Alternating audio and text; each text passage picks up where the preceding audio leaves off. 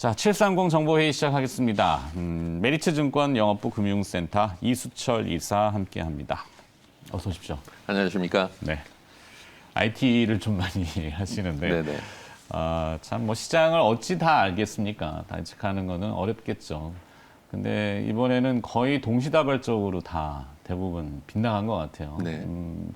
반도체 슈퍼사이클은 언제쯤 올 것인가 이런 질문들이 매일같이 지금 나오잖아요. 네네.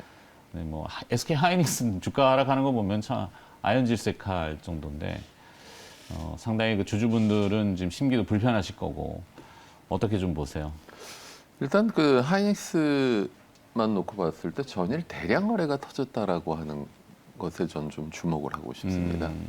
그 하이닉스가 과거에 이제 예를 들어서 뭐 가장 그 작년에 코로나로 인해서 급락을 하였을 때 고점 대비 약 37.9% 하락을 하였고요. 전일까지 약 33.2% 하락을 하였습니다. 그러니까 이제 그 신체 비율을 하면은 주가는 무릎 밑에 내려와 있다라고 볼 수 있는 거죠. 지금 여기서 이제 전일 보면은 트렌드 포스에서 반도체 시황을 갖다가 꺾으면서 미국도 같이 조정을 받았는데 네. 추가 하락의 여지는 있다고 보여집니다. 이 반도체도 종류가 많잖아요. 그렇죠. 지금 타켓 주목받는 것은 메모리 반도체 네네. 쪽이고 디램 예. 쪽이라고 보시기 삼성전자 때문에 2분기 실적을 놓고 보더라도 삼성전자가 메모리 반도체는 좀 슬로우했지만 가전이나 아니면 디스플레이 쪽에서 강세를 보이면서 실적이 커버가 되지 않았습니까? 네. 그렇기 때문에 이제 삼성전자는 사업 부분이 나눠져 있기 때문에 그 일정 사업 부분의 시장 약화 우려를 갖다 좀 다른 쪽에서 커버할 수 있는 반면에 그 하이닉스 같은 경우는 디램 비중이 많기 때문에 더욱더 직격탄을 받고 있는 게 아닌가 싶습니다. 그래서 추가 하락 여지는 있지만은 지금 무릎 밑에까지는 좀 내려와 있는 상황이다라고 보여줄 수 있고요. 다만 그렇게 주가가 하락하고 나서 V자 반등보다는 이제는 가격 조정이 끝나고 나면은 네. 이게 바닥이냐 아니냐를 확인하기 위해서 기간 조정이 필요하다라고 말씀을 드리고 싶습니다. 네. 그래서 지금 그 장기적으로 투자하시는 분들은 가격 추가 하락이 좀 있다 하더라도 지지될 것이고 그 이후에는 좀 기간 조정을 할 것이기 때문에 기간 조정하면서 박스권에서는 가벼운 등락을 좀 이용하셔서 기간의 그 보유한 그 기회 비용을 좀 복구하시는 그런 대응을 하시면 될 것 같고요. 네. 다음 주에 이제 삼성전자의 전자 부분 또 사장단 회의가 회의가 열리게 있죠. 됩니다. 그리고 지금 이제 시장이 DDR4에서 DDR5로 바뀌는 국면으로 들어가고 있기 때문에 DDR4 제품, DDR5 신제품이 나오게 되면 DDR4와 관련된 재고를 과거처럼 신제품이 없을 때처럼 많이 갖고 갈 필요는 없지 않나라고 하는 시각도 있는 상황이거든요. 신제품이 나오는데 DDR4를 갖다가 계속 내가 과거처럼 많이 갖고 있겠느냐? 그렇게 되면서 공급업자하고 수요업자하고 가격 협상을 하면서 지금 밀고 당기는 국면이 아니겠냐라는 전언도 있습니다. 그렇기 때문에 지금 뭐 반도체 슈퍼사이클이 끝났냐? 제가 볼 때 슈퍼사이클이 끝난 것은 아니고요. 슈퍼사이클의 중간 단계 조정으로 보여집니다. 어차피 네. 슈퍼사이클이라고 말씀드릴 수 있는 부분은 슈퍼사이클이 안 온 것 같아서 그런 거죠. 그러니까 4차 산업혁명이다. 그렇게 되면은 뭐 자율주행차 얼마나 반도체 탑재량이 많이 늘어나겠습니까? 사물 인터넷도 그렇고요. 그러니까 이 사이클을 갖다가 얼마 놓고 볼 것이냐의 차이 같고 그렇기 때문에 금일에도 소개해드리고 싶은 종목은 시장의 노이즈와 상관없이 꿋꿋하게 혼자 일 잘하고 있는 기업을 소개해보자 합니다. 네. 뭐 항상 그렇죠.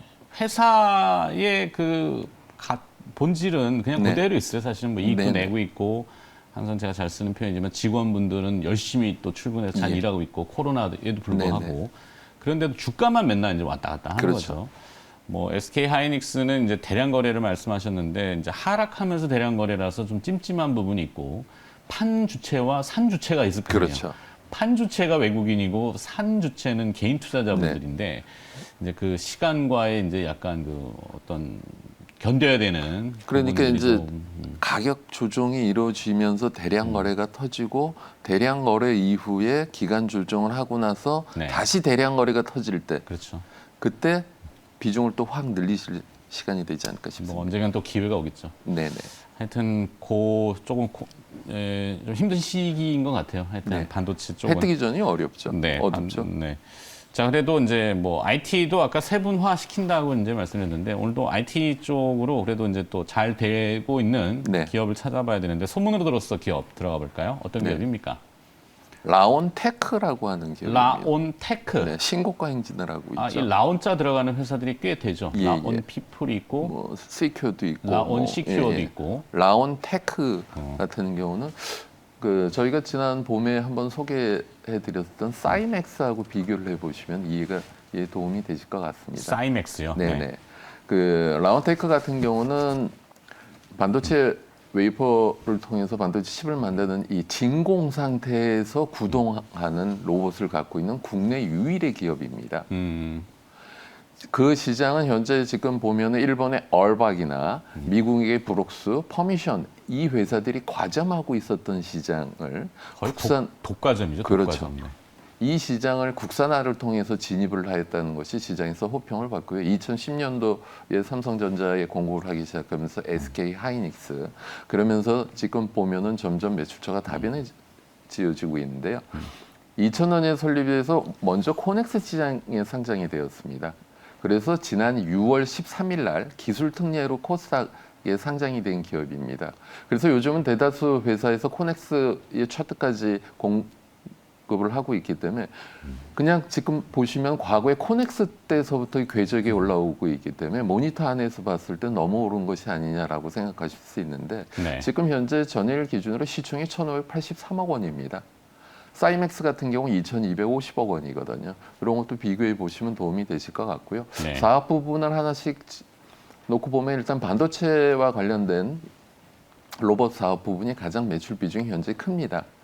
그 웨이퍼 지금 반도체 공장을 한번 견학을 가보셨다거나 이제 영상을 통해서 보시면 반도체 공장이 24시간 가동이 되면서 천장에서 그 풉이라고 하죠. 훅. 네. 예, 풉이라고 해서 웨이퍼 25장이 들어간 그 카트리지가 계속 이렇게 프론트 천장에 매달려서 이렇게 네. 움직이면서 이송되는. 예, EFEM이라고 하는 장비 앞에 도착을 하게 되면 그것을 갖다 EFEM 장비 안에 집어넣게 되죠. 여기까지 이제 대기 상태인데 이 EFEM 장비 안은 여러 가지 진공 챔버가 있기 때문에 진공 챔버 전에 우리가 이제 그 우주선에서 우주인이 들어올 때 보면은 그 압력을 바꿔주는 중간에 로드락이라고 하는 게 있습니다. 네. 뭐 잠수함 들어갈 때도 압을 바꿔주는 로드락이라고 하는 것이 있고요. 이 로드락을 통해서 안으로 들어와서 그 안에서 진공 챔버로 각각 이송을 시켜주는 그 안에서 작동하는 진공 로봇에 특화가 된 기업입니다. 그래서 진공 로봇도 기존에 4축이 있었는데 이 회사 네. 같은 경우는 7축으로 축이 7개가 들었고 진공이라고 하는 것이 이게 상당히 그 극한 환경입니다. 온도가 약 200도에서 700도까지 고온이기도 하고요. 네. 압력도 10의 마이너스 5토르로 아주 그 극한 환경에서 정확하게 작동을 해야 되기 때문에 이 기본적으로 이 7축 로봇과 관련돼서 구동 모터가 4개 이상이 진공 챔버 외부에 장착이 되어 있습니다.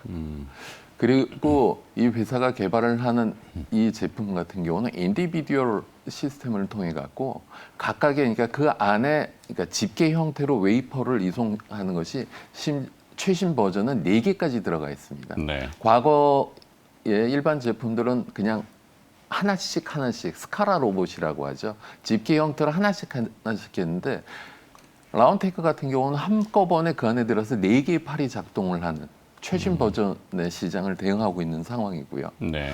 그리고 이제 디스플레이와 관련돼서 이제 뭐 6세대, 8세대 그 디스플레이 그 기판이 상당히 크지 않습니까? 그것을 안전하게 옮겨주는 그런 그 글라스 핸들링 장비를 만들고 있고요.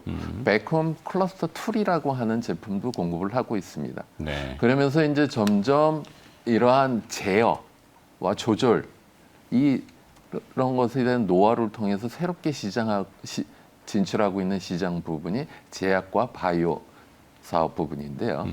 그쪽과 관련돼서는 이제 델타 플라이 로봇이라고 하는 것이 있습니다.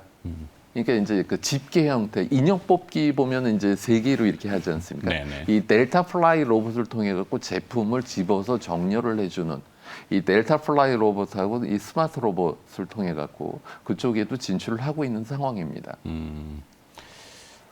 참 일본 기업들 장비 업체들의 이제 아까 이제 울박 얘기하셨는데 뭐 그 사실은 거슬러 올라가면은 일본이 그 기술을 이렇게 가질 수 있었던 거는 이제 전범 국가잖아요. 그렇죠. 전쟁 군수 장비에 이제 사실 더 올라가면 결국에는 요 조그마한 알갱이 베어링 네네. 요 기술이 일본이 거의 다 지금 독과점을 하고 있는 거죠. 예.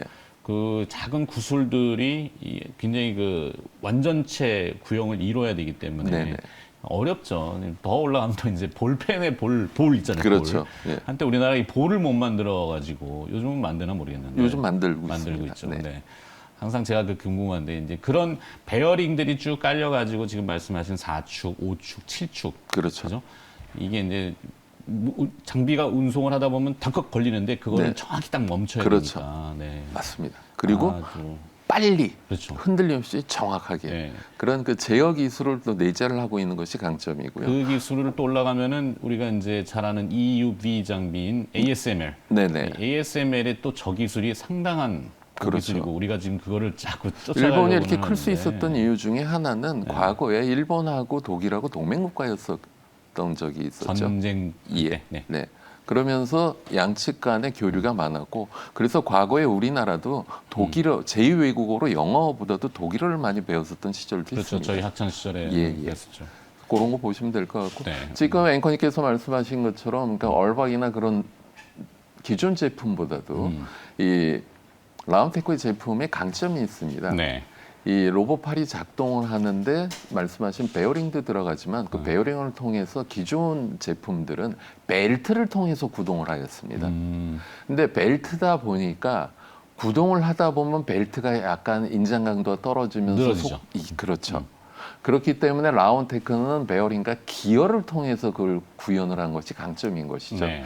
그래서 맨 처음에 제품을 개발해서 공급을 하고 나서 사용 연한이 10년 넘게 사용을 하였는데도 고장이 없다라고 하는 것으로 호평을 받게 된 것이죠. 네. 그러면서 점점 매출처가 다변화되어지고 있는데 그렇죠.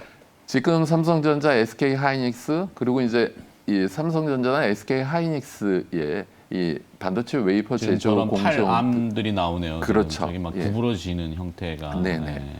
그래서 홈페이지에 들어가시면은 홍보 동영상 보시면 더 정확하겠는데 이건 기존에 이제 스카라 로봇이 하나짜리고 지금 보면 이제 2개짜리가 있죠. 네네네. 그리고 더 보시게 되면은 4개가 움직이게 됩니다. 왜냐하면 반도체 경쟁이기 때문에 진공 챔버 안에서 한 번에 한 장씩 굽는 게 아니라 2장, 4장 한꺼번에 해야 되기 때문에 시간이죠. 그렇죠. 그렇기 때문에 그것과 대응하고 있는 것이 상당히 긍정적이고요. 그 지금 보면 이제 테스나 원익 IPS, 주성 엔지니어링, 세메스 이런 장비 업체를 통해서 삼성전자, 하이닉스에 공급을 하고 있는데 네. 그 미국하고 중국하고 무역 분쟁으로 통해서 중화권 업체들이 미국 제품을 수입하기 어려워지면서 그것과 관련된 반사 이익도 얻을 수 있었고요. 그리고 이러한 기술력을 토대로 해서 인텔에도 공급을 하게 된 상황이기 때문에 이런 신기술을 통해서 매출처 다변화되는 부분은 긍정적이고요.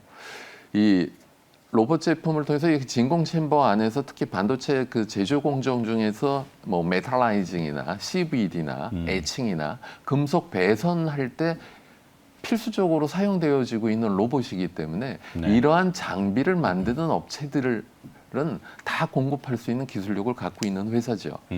그리고 이 회사는 매출의 2자릿수 이상을 꾸준히 계속 R&D를 해온 네. 기술 기업이고요. 전체 임직원의 30% 이상이 R&D 직원입니다. 네. 그래서 이번에 이제 증자를 통해서 현재 회사 생산 캐파 500억이었는데 그걸 1,500억 규모로 생산 캐파도 증설을 하는 점은 긍정적이고요.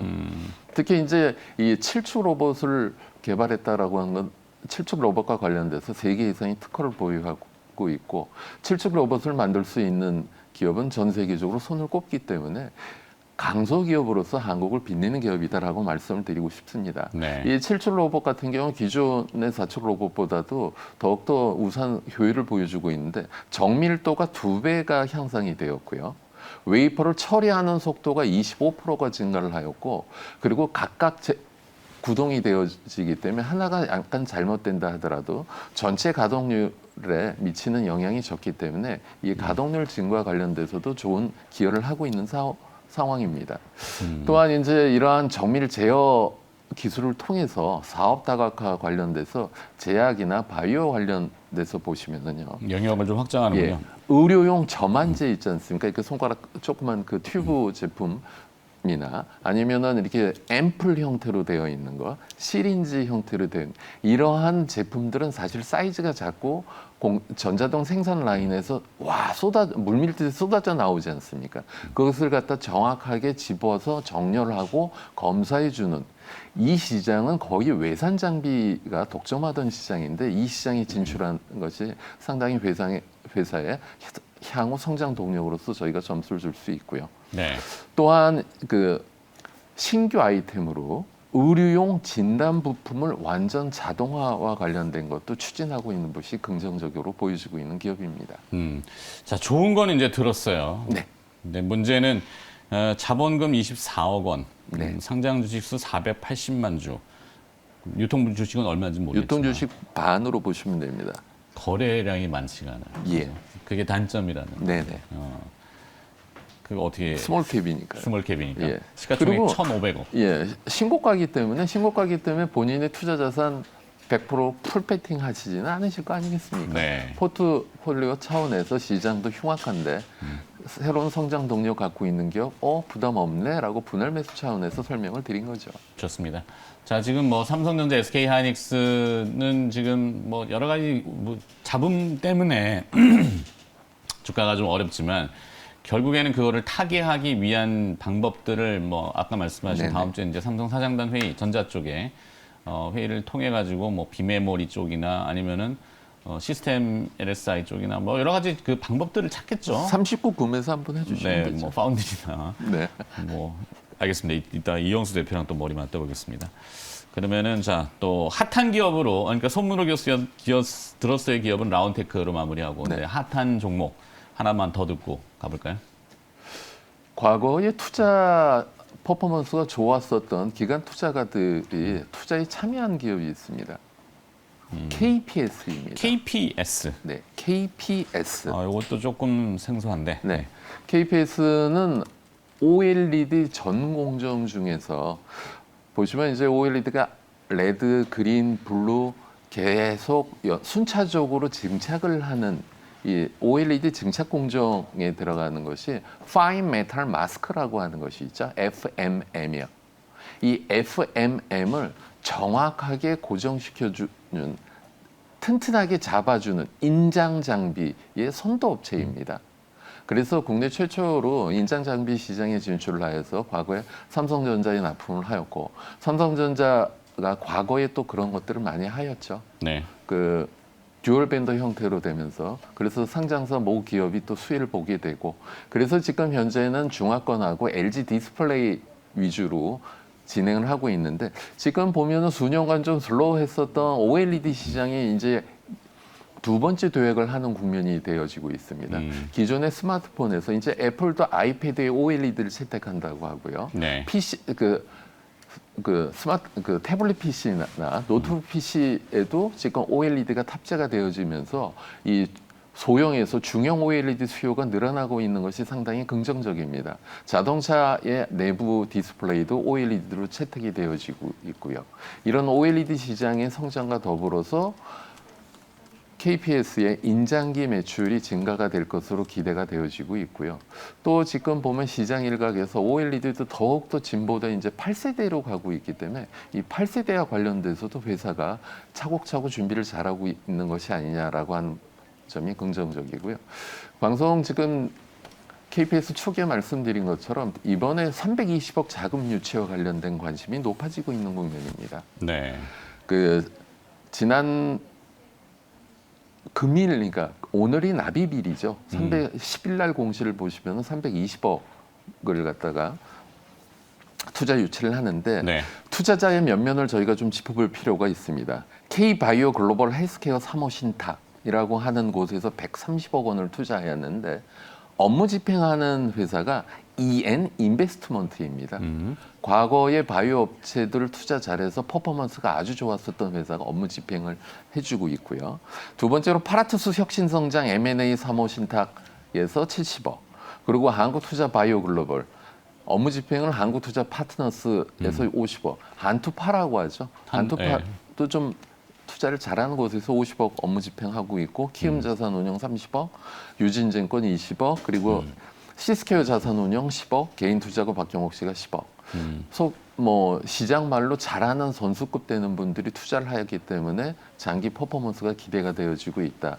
그러면은 지금 이 회사 지금 기존의 OLED 사업 부분 말고 현재 경영진을 저희가 또 한번 봐야 될 것 같은데요. 현재 그 총괄 대표는 김하용 씨고요. 그리고 바이오 사업부의 대표가 김성철 씨입니다. 이 두 분이 전 HLB 사장 출신입니다. 바이오 사업을 담당하고 있고요. 네. 그리고 이제 OLED 사업을 키워왔었던 김정호 대표 같은 경우는 일본의 유명한 회사죠. 야스카와 전기 출신입니다. 그래서 바이오와 IT 양수 겸장으로 커가고 있는 회사에서 이번에 320억 자금 유치를 해서 공시 내용을 보시면은 그 안에 있는 270억을 타법인 증권 자금위로 기재를 하였습니다. 50억 원이 운영 자금이고요. 네. 이 270억 원으로 어떤 성장 동력이 있는 기업에 투자를 할 것이냐 관심이 높아지고 있는 상황인데요. 네. 이 지금 보면은 KPS의 관계사를 저희가 하나 보면은 주식회사 빅싱크라고 하는 회사가 있는데요. 네. 빅싱크라고 있는 한 회사를 찾아보니까 미국의 유방암 치료제 네라티닙이라고 하는 것을 국내에 도입을 해서 올 가을에 본격적으로 시판을 하려고 하는 회사이고요. 그리고 알곡 바이오 인코퍼레이션이라고 하는 회사도 찾아보니까 이 케미칼 신약보다도 임상 성공률이 3배, 4배 훨씬 높은 신약들을 드럭 리포지셔닝하는 그것과 관련돼서 특화된 기업이기 때문에 드럭 리포지셔닝과 관련해서 알곡 이 회사가 어떤 역할을 할 것이냐 관심이 높고 알곡바이오요. 예. 그렇기 때문에 지금 250억 투자해서 어느 기업을 인수할 것이냐 그것이 에딩이 되면서 그러니까 기본적으로 IT 사업부가 안정 성장을 하고 바이오 사업부가 어느 부분에서 훅 하면서 성장을 할 것이냐라고 관심이 높은 기업이라고 합니다. 네. 자, 위치도 뭐 지금 적당해 보이고 오른 것도 없고 해서 오히려 눈길이 가네요. 네. 근데 바이오와 관련돼서 숫자는 시간이 좀 필요하겠죠. 오케이. 네. 자, 그리고 뭐 시간은 다 됐습니다만 질의가 들어와서 지난 시간에 나노신소재하고 네. 샘CNS 하시잖아요. 주가가 또 괜찮은 것 같아요. 네. 짧게만 조금 리뷰. 나노신소재는 박스 상단 돌파 시도를 하고 있기 때문에 보유 유효하실 것 같고요. 네. 샘CNS 같은 경우는 공교롭게 그날 오후에 또 뉴스 플로우가 나오면서 단기 급등을 하였는데 장기 성장에는 무리가 없습니다. 다만 윗꼬리 달고 물렸기 때문에 이격 조정하실 때 진입하시는 게 안전하실 것 같습니다. 좋습니다. 자, 그럼 또 마지막 조언도 주셨고 정보회의 마치겠습니다. 메리츠증권 영업부 금융센터 이수철 이사와 함께했습니다. 고맙습니다. 감사합니다.